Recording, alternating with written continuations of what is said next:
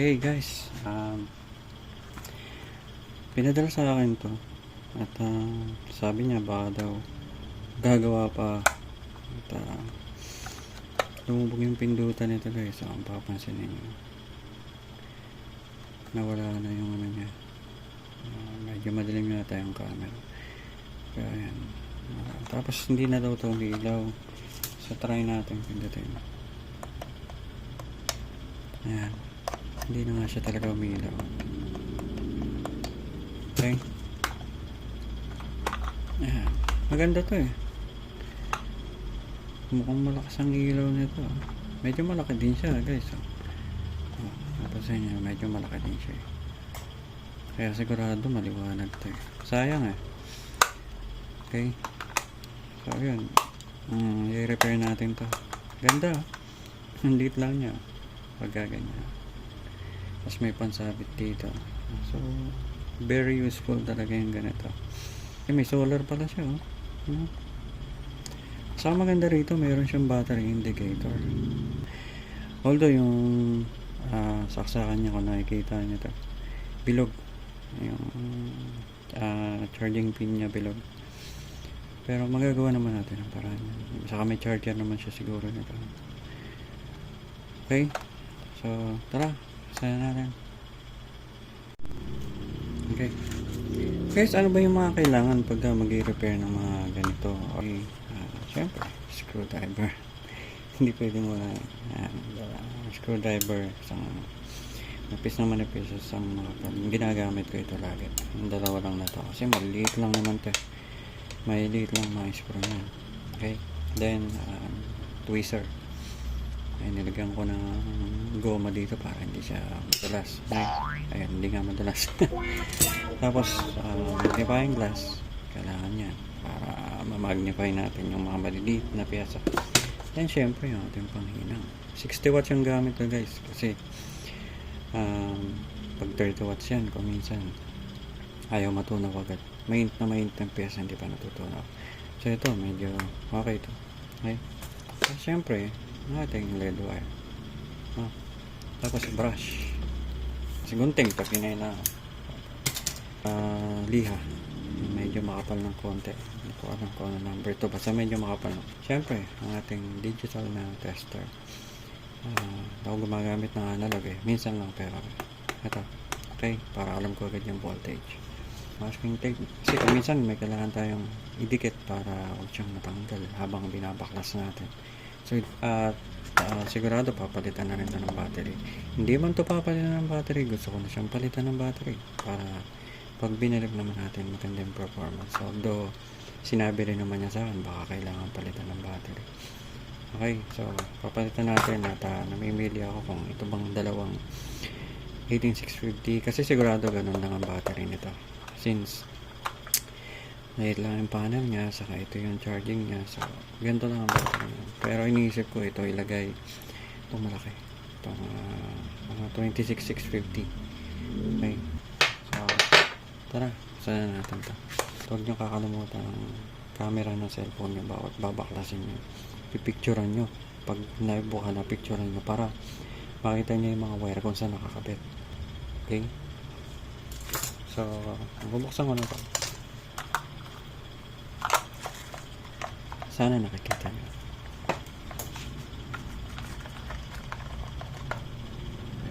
Guys, maglagay kayo ng isang lagay ng screw na maliliit kasi yung screw. Mahirap hanapin yan pagka nagkalaglag yan. Saka yan yung mga nagiging dahilan kung ba't yung mga manggagawa pagbalik sa inyo ng mga pinarepair nyo, kulang-kulang na screw kasi basa-basa na lang nila nalalapagan dyan, nagkakawala. So maglagay kayo ng isang lagay ng screw. Yan, yung bawa ganyan, bahala kayo sa lagay ng screw. Okay, sa natin. Tapos guys, yung screwdriver na gagamitin nyo, kailangan medyo magnetic siya, no? Hindi sa lahat ng oras, pero kailangan magnetic siya para yung screw napupulot nyo, tapos madali nyo siyang may babalik. Okay, kasi nakalagay na siya rito, mamagnet siya. Okay, mahaba lang yung video. Okay, ayan, tanggal na pala agad siya. Okay. Yan. So guys, ito yung loob niya. Picturean nyo na yan. Kailangan yung picture nyo na isusum nyo, tapos malinaw na malinaw, para makita nyo kung saan yung sugpong ng mga wire na yan, kung saan ba nakakabit ito, saan ba nakakabit ito yung negative, positive na yan.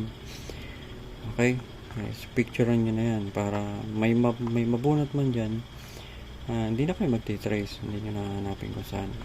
Okay, so pero negative, positive lang naman yan. Okay, mas mainam lang yung picture nyo para hindi magusot man yung wire, may babalik nyo dun sa dati nyo kanyan. Okay, so may screw pa dito na, pero hindi ko nababaklasin yan kasi mabubuksan naman natin to. Kung papansin niyo, kung mahugot natin to, hindi na natin kailangan mabuksan yan. Maraming baklasin yan kung tatanggalan pa natin to. Nandito na yung sekreto niyan sa loob. Okay, right. So gaganto ko muna to. Okay. Ayan. Tapos baklasin ko na to.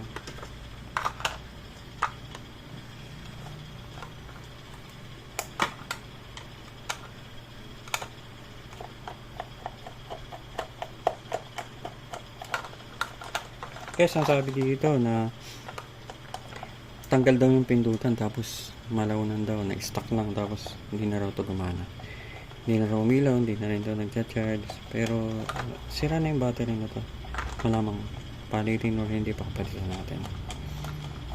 Okay, so pag-aralan yan dahan-dahan, hawak niya yan, yan dahan-dahan lang kasi baka mamaya may mabaklas dyan, hindi nyo mapansin.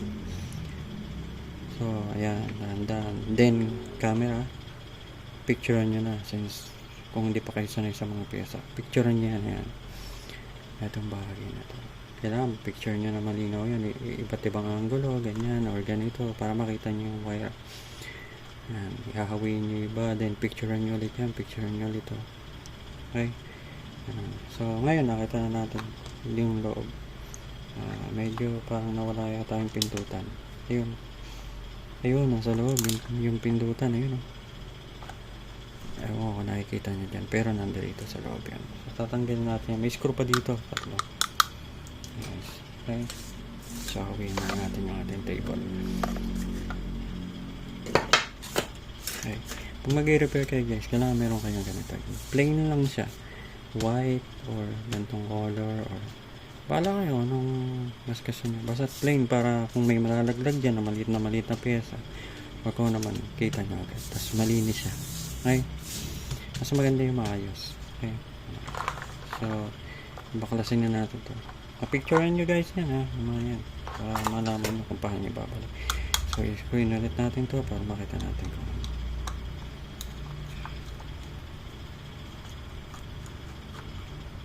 okay, screw, lagay sa screw ha, pag-iwaiwalain nyo para alam nyo kung para sa inyo iba.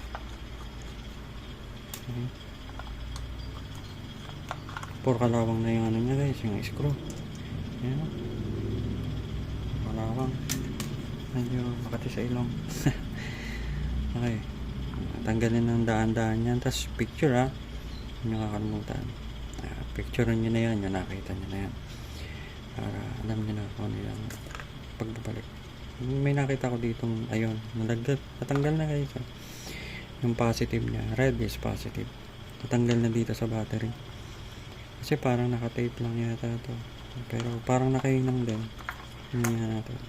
Nakahinang, natanggal lang, meron lang siyang ganitong tape, mukhang 10 taon na. Okay, tanggalin natin.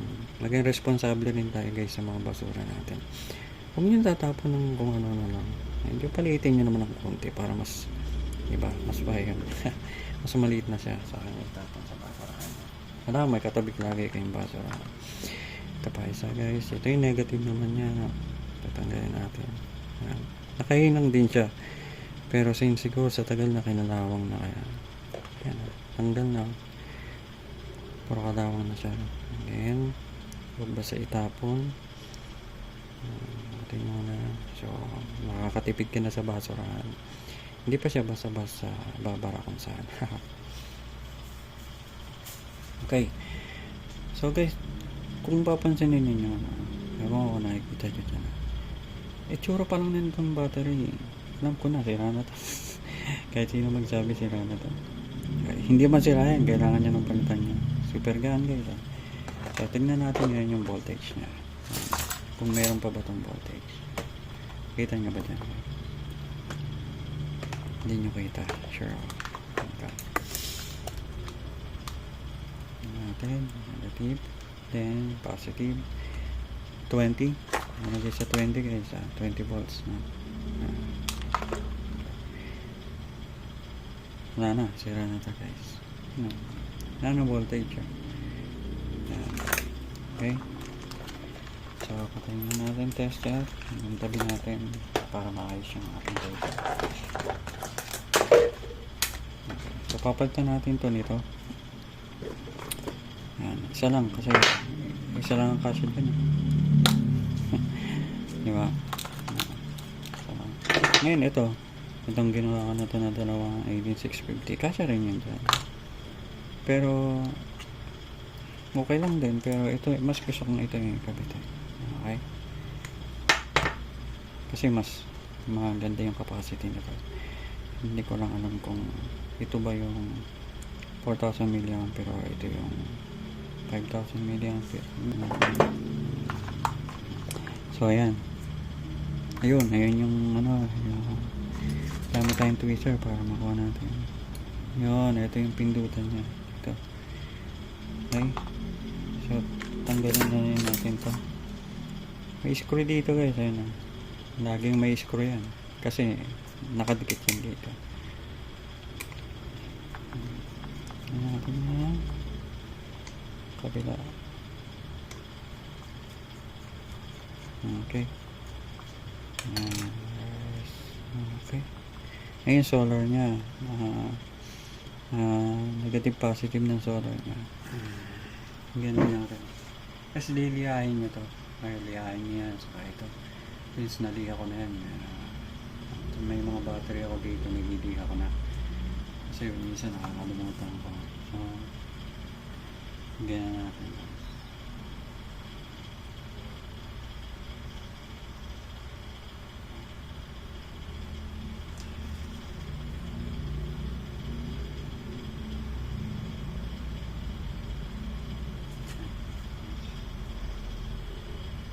Medyo malakas yung ventilador ko kaya nahirapan yung panghinang.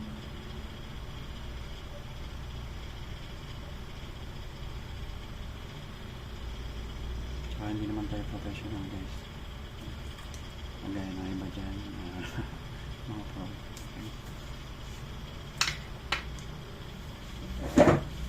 Lalayo ka ng konti ang kakandang talaga.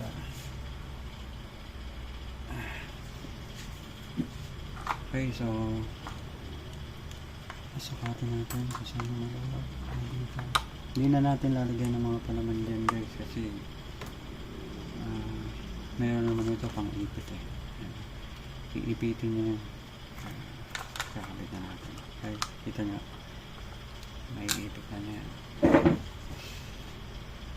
So kabit na natin ito. Unahin natin yung negative. Kahit naman na din mga na at gusto ko lang unahin yung negative.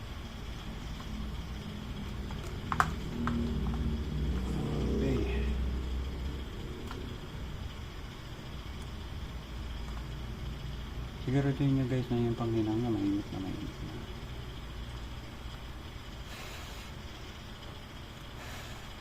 Okay.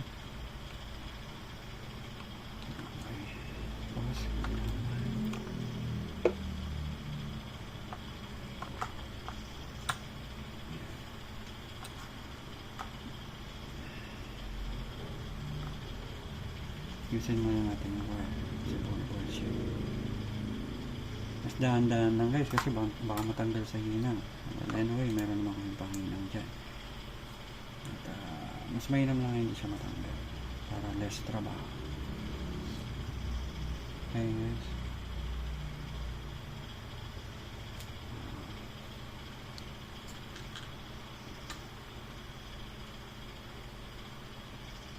Yan. Guys, makaka nyo. Umilaw na siya, di ba? Yung initial na pagbukas ng ilaw niya. Okay. Okay. Tapos pagkatapos yung maghinang, kung wala na kayong hinang, kung okay na sa tingin nyo, maayos na yung tanggalin nyo na yung panghinang nyo sa saksa kasi kumukonsumo ng panghinang yan. Okay? Kung wala naman kayo hihinang na, unahan nyo nang tanggalin yan para safety na din kasi baka masagin yan o baka malaglag yan. Hindi mapansin. So, tanggalin muna natin sa saksa. Tapos na tayo maghinang. Madali na lang isaksak yun guys kung kakailanganin nyo ulit. Importante lang yung safety. Okay? So, tingnan natin kung bubukas. Yun. Ang ilaw pala nito. Grabe, nakakasigaw. Yun. Kita nyo, guys. Ang lakas pala ng ilaw nito. Sakit niya sa mata, guys. Okay, so tingin ko okay na. So, kakabit na natin yung eto, kung papansin niyo guys, nakaganito to eh. Ayan na. Kasi yung isa siguro dito nakapasok dito sa loob. Ayan. Ayan. Nakapasok dito. Then itong isa hindi ito diyan sa loob. Hindi ito sa loob. Okay? Sa labas tong isa. So, testing natin kung tama yung nasa isip ko. Nice. Ayan. So ito ay nandito. Ayan. Tapos ito, kasi ito yung pansara eh. Masin ninyo. Ayan o. Diba? Kung nasa loob yan, paano mo tatanggalin yan at isasara. Okay. So ganyan yan. Okay. Ayusin lang natin to. Salpak lang natin na maayos. Didiinan nyo lang naman yung guys eh. Dinayin nyo yan, nakasapat na siya ng maayos. At mapibindot nyo na. Ay, sas, ito, ayan, masayin nyo. Diba? Kaya kailangan lahat ng ginagawa, titignan nyo kung ano yung mas mainam, kung saan siya mas tama. Kasi kung nasa loob yan, hindi natin may sasarayan. Hindi. Okay? Yes, so balik na natin. So, unahin natin to kasi tinanggal natin to dito kanina, diba? Matatandaan nyo. So, ayusin muna natin yung mga wire. No? Tingnan natin kung saan mas okay siya. Mas okay siyang ipasok ng konti dito. Dahan-dahan lang guys kasi baka matanggal yung mga hinang. Mas mainam ang buo. Hindi na tayo maghihinang-hinang pa. Okay?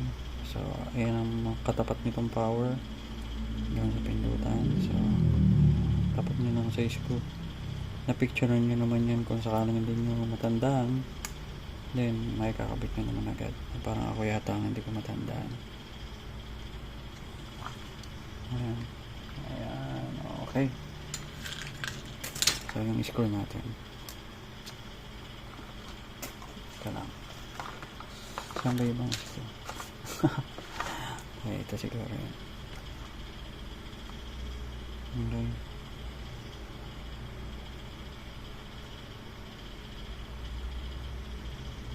Mali. Hindi ito. Ito yung maliit.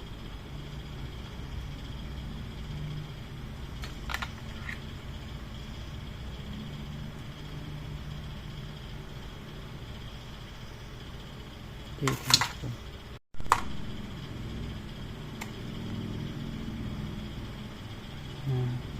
Kung masyadong mahigpit guys, basta medyo humigpit mo. Okay na yun. Hindi mo kailangan sobrang higpit.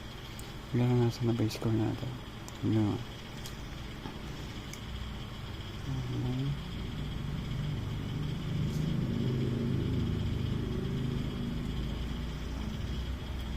Yan, higpit na. Ano na? Mas konti na. Okay. Yun, guys, ang lakas ng ilaw. Grabe. Ang dami niyang modes. Pero hindi naman kailangan yung iba. Kung naman gagamitin yung blinker, sasakat lang yung mata ko. Pero nandiyan na siya. Okay. So tandaan nyo lang, ito yung dalawa ng screw. Ito. Okay. Tandaan nyo lang yung mga screw nyo. Okay. Ito ay mali. Ito pala muna.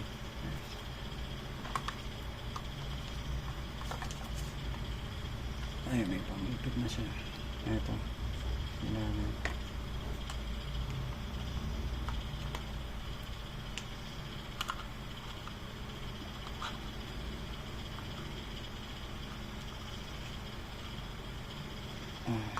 Ingat lang. Baka matanggal ulit yung ibang mga wire dito.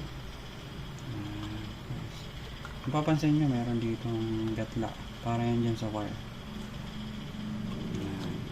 So, nakaipit na siya sa ilalim, hindi na siya gagalaw. So, screw na natin.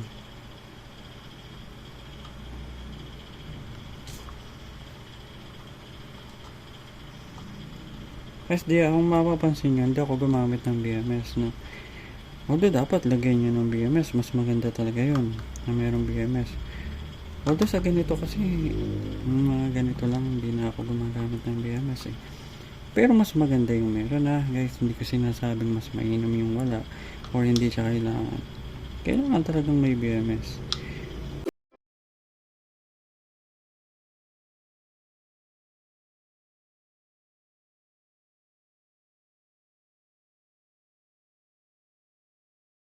Okay, diba? Hindi ko na malaman kung paano. So dito siya. Yan.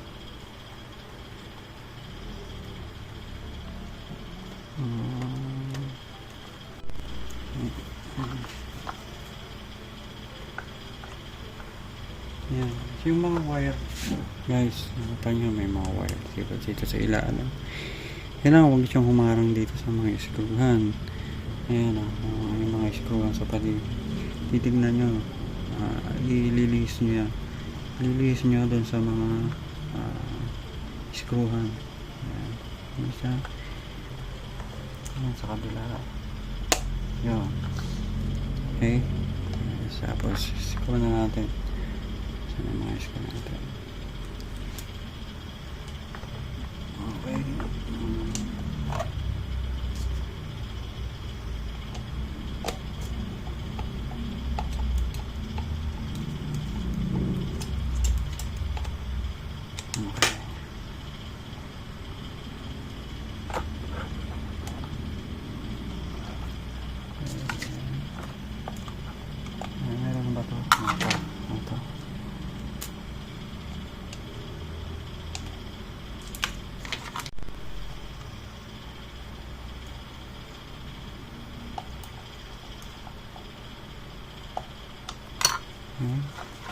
Last.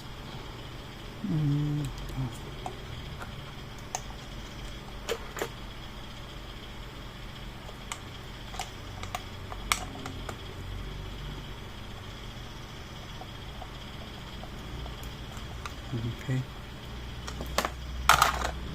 Pasanulit natin kung nagana pa ba. Okay. Okay. So guys, dito iingat kayo dito kasi baka mayroong matanggal na wire. Although nandiyan naman ang panghinang nyo, pero mas mainam yung hindi ka na maghihinang. Kung papansin nyo, may mga hulmahan yan guys. May hook pa. Ayan. Ito nyo. Ito. Masasakto nyo din yung mga wirings nyo. Ayan. May mga salpakan yan eh. Sakto nyo lang yan. Makikita nyo yan guys pag hawak nyo na to. Ayan, may mga uka dito eh. So dun yung wire. Ito yung nilalagay.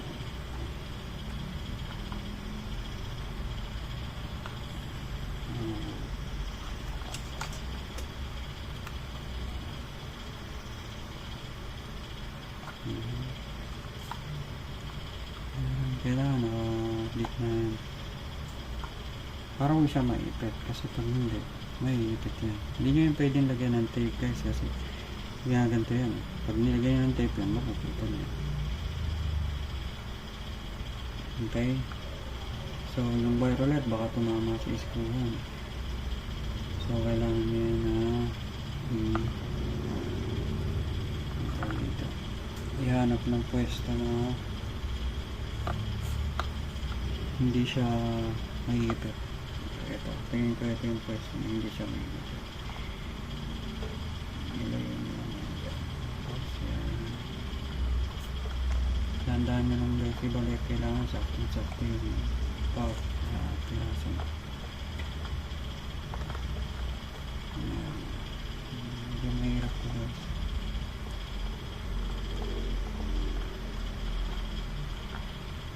Sila tayong tagahawak.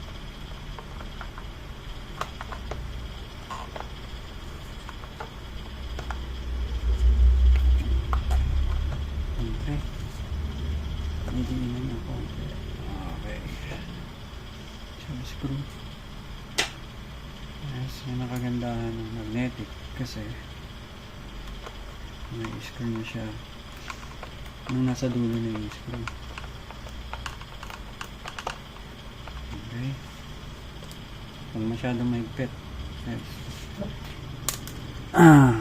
Kasi pag sobrang higpit malalos thread na yan pagtagal. Okay. Pa isa. Last.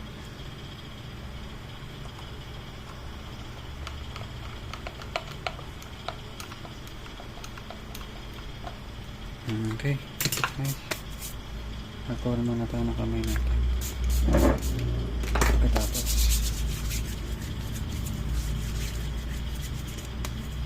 Okay. Diba? Nice. Okay. So, buksan natin. Baka hindi na gumagana.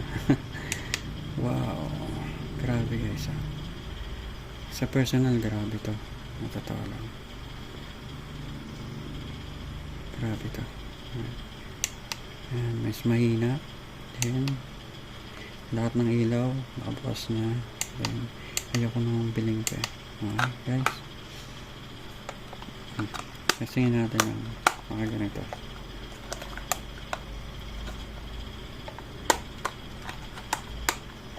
Yan, so natin. Wow! Wow! Lahat gumagana, guys. Ganda nito, oh. Diba? Ayan, saka may battery indicator siya. Alam mong full charge pa siya.